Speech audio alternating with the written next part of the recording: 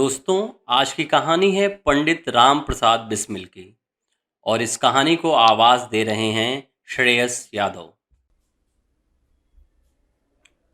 देश हित पैदा हुए हैं, देश हित मर जाएंगे, मरते मरते देश को जिंदा मगर कर जाएंगे। 11 जून सन 1897 को जन्मे राम प्रसाद बिस्मिल एक ऐसे स्वतंत्रता सेनानी थे जिन्होंने न केवल अंग्रेजी हुकूमत के खिलाफ विद्रोह किया बल्कि सैकड़ों भारतीयों को स्वतंत्रता आंदोलन का हिस्सा बनने के लिए प्रोत्साहित भी किया। बड़ी कम उम्र से ही उनमें देश प्रेम की भावना प्रबल थी। वो आर्य समाज से प्रेरित हुए और उनके अनुयायी बन गए। अंग्रेजों के खिलाफ उनके हृदय में बदले की भावना तो थी, लेकिन ऐसा क्या हुआ जिसने उनकी इस भावना को क्रांति का रूप दे दिया? जब कारण प्रबल होता है तब मनुष्य का उस कार्य को करने का उद्देश्य स्पष्ट हो जाता है, फिर उसे कोई नहीं रोक सकता।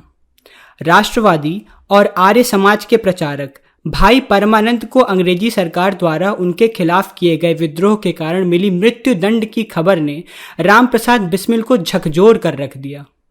उनके हृदय में छिपी चिंगारी को अब जलना था।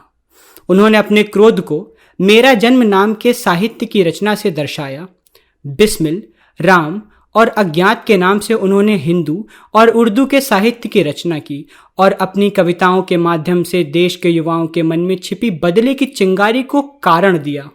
वो चिंगारी जंगल की आग के रूप में कुछ इस तरह फैली जिसमें अंग्रेजी हुकूमत झुलस कर रह गई। एक तरफ जहां गांधी जी अहिंसा के मार्ग पर चल के अंग्रेजों का विरोध कर रहे थे, तो वहीं बिस्मिल की सोच उनसे विपरीत थी।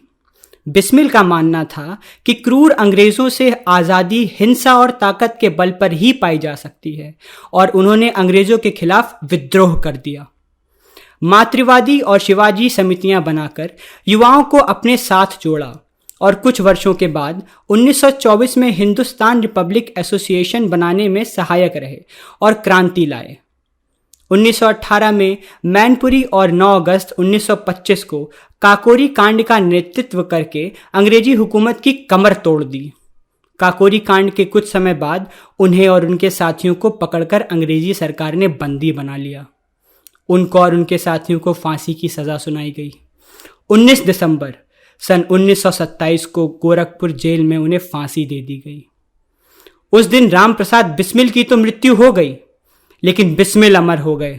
माय रंग दे बसंती चोला के बोल जो आज भी देशभक्ति के लिए हमें प्रोत्साहित करते हैं, उस महान लोकनायक को करोड़ों भारतीयों के दिलों में जिंदा रखते हैं, जिसने हंसते हंसते देश के लिए अपनी जान को कुर्बान कर दिया। दोस्तों, यह कहानी थी भारत के महान स्वतंत्रता सेनानी की। आपको यह कहानी कैसी लगी कमेंट बॉक्स पर जरूर बताएं। आज़ादी के अमृत महोत्सव पर देश के महानायकों की कहानियां और किस्से सुनने के लिए जुड़े रहिए द कम्युनिकेटर के साथ। जय हिंद, जय भारत।